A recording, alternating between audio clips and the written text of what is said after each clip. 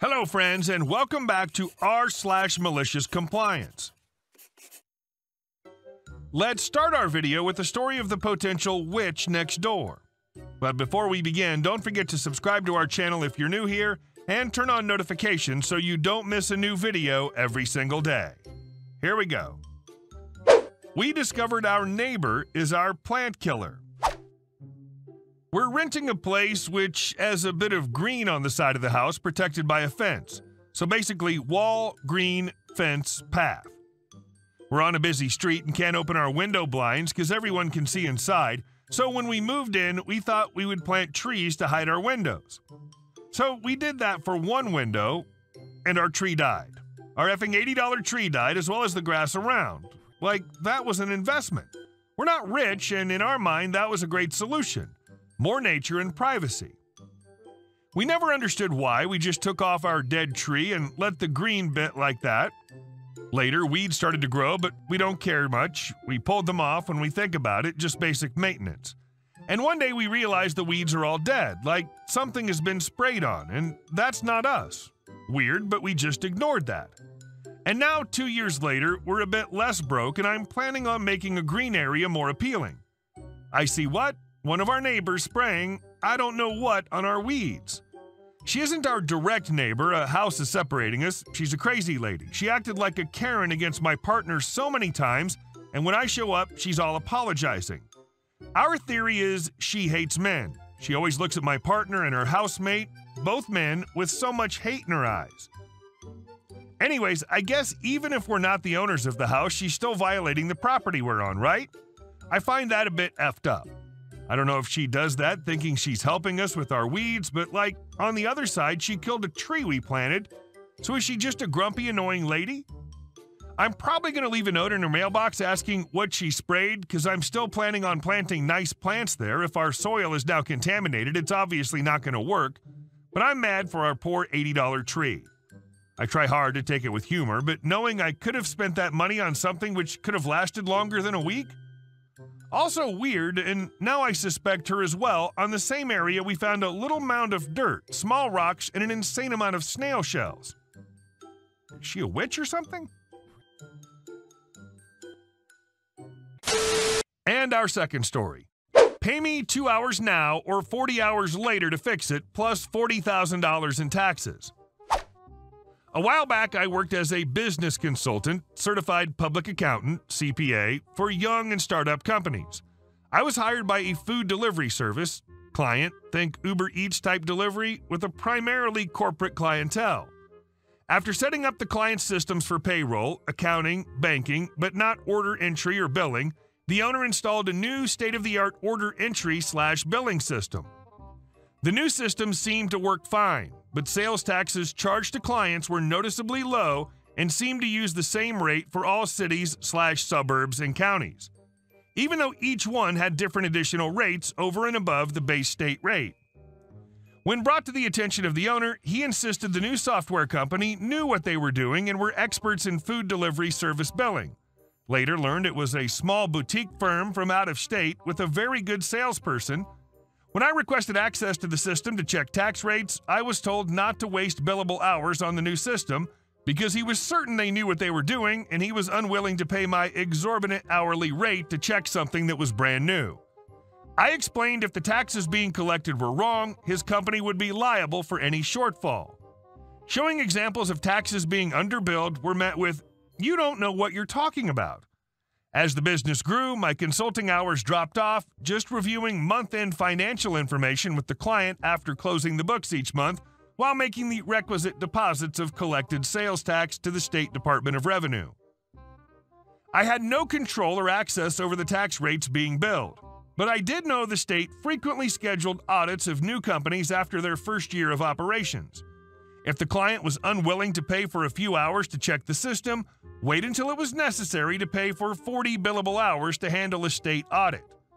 Lo and behold, on the 13th month after installing the new software, a notice was received from the state announcing an audit of the client's sales and used tax payments that was scheduled for the following week.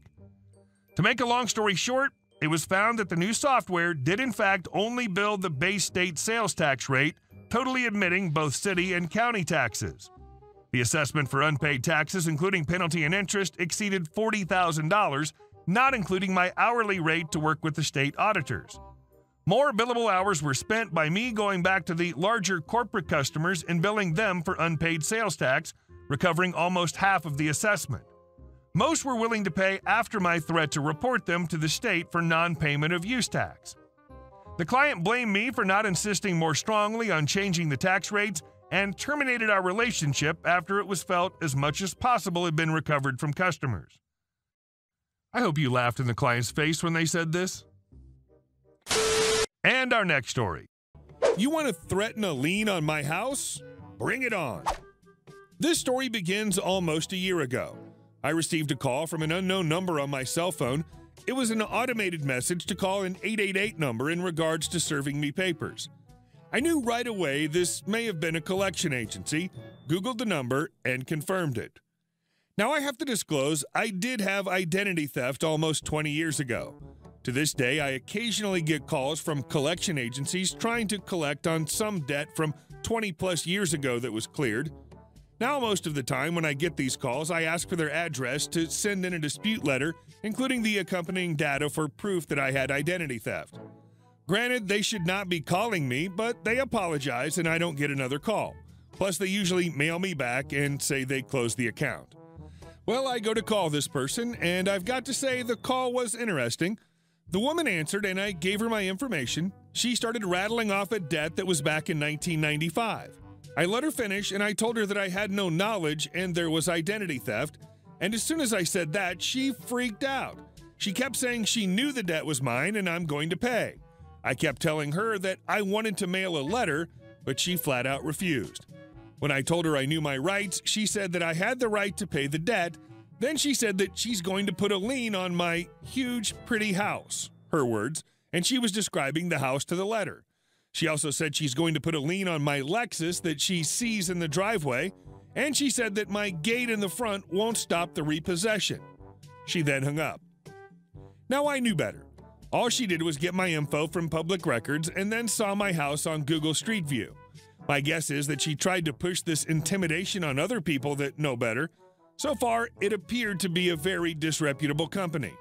I also had phone recordings when I called in, and they were legal as I asked her if the phone calls could be recorded for quality control purposes. She said, of course, and I said, thank you. I'll take that as my consent. I would have just let this go and just say this lady was crazy, but I kept getting the automated phone calls, and I couldn't block them as they were unknown. I Googled the company, and I thought they were in Ohio. A couple of flags that led me to believe this was that the person who owned this company in Ohio was being indicted with charges whom was an attorney. I placed a complaint with the Ohio Attorney General. They couldn't find any information on what I was submitting. They did call the phone number I gave them, and the Attorney General told me they would stop from calling me. But that is all the Attorney General could do. I also complained to the Federal Consumer Finance Bureau, whom is supposed to be looking into these issues, but they blew me off. Well, 3 months later, I called this number. I had an idea of maybe pressing buttons when I called in to see if I could get more information about the company through the IVR. Well, that paid off. As soon as I pressed 0, I got a different company name. I Googled that company and got tons of complaints. This led me to the company existing in New York. I complained to the Attorney General of New York with all of my info. I done quite a bit of research over the next couple of weeks and found out a whole bunch of information, such as the owner. Found out what the address where the company no longer received mail was at the owner's address, their Facebook account, etc. I then got another one of those unknown phone calls. But this time, it's a different company. I'm sure you get what I'm getting at. The company just keeps changing the name, but the parent company still calls. I finally had enough of this. I get a private investigator involved, and they were quite satisfied with all the information I got so far, so I let him do his business. Well, he calls me back saying that this company isn't even registered, and it's ran by this one lady. I find out the rude lady whom I'm talking to is the supposed owner, but not running a legitimate business. I get a process server to file a claim in New York. Granted, I think I could have done it where I was at, but I was heading up to that area in New York anyway, as I had some family reasonably close. Problem was, she was not able to be served. The house which she owned, she was not able to be served at. Either she was not there or was staying somewhere else. Well, my private investigator started sending out friend requests to her and the people in her friends lists.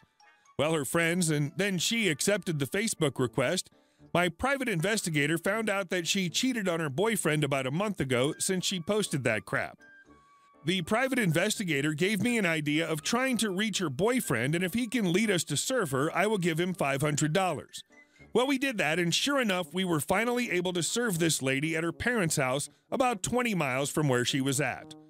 I fly up to New York, and since it's small claims, it's just me and this lady. For some reason, her mother is there too, but she's not representing. I give the judge all of my info I had over the months and how she broke the law. She broke debt collection laws and threats over the phone.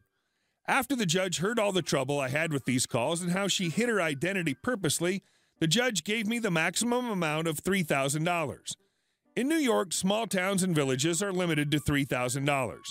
After the case, I heard her mother loudly whispering, but I heard it, "You better hope he doesn't take your house. Your great-grandfather built this with his own bare hands." I was thinking, it would be sweet revenge if I could actually put a lien on the house. Well, lo and behold, I found out the house had a second mortgage attached to it with the property value of the house, and if it sold, I wouldn't end up getting the lien money since the secondary mortgage was almost as much as the house. I was then contemplating how I was going to get the money from this lady. My private investigator calls me 5 months later and said her house is going into foreclosure. I get a proxy to bid for me, but as in most foreclosure actions, the bank buys it back as an REO. I decided to send in a lowball offer to buy the house a couple of months later. The bank accepted my offer. My guess is that it's a small town and trying to get the right market was an issue. You may be wondering why I even bought this house. Well, here's why. This bee threatened to put a lien on my house with no merit. Well, guess what? I effing took her house. It was completely worth it. It didn't cost me too much, and I had the money. The house is actually in decent shape, just a little small, plus it'll be a nice summer home when I go to visit my relatives. Oh, and I decided to rub in salt to the wound. I sent a letter to her parents' address, letting them know I took the house. I told them that if her daughter wouldn't be in the business of scamming people, they might not have lost the house. I also go to find out that the Attorney General of New York is now investigating this lady. I hope they throw the book at her. Not going to mention the collection agency, but if you stopped getting phone calls from them, you're welcome. Hey guys, thank you all for watching the video. I'll see you in the next one.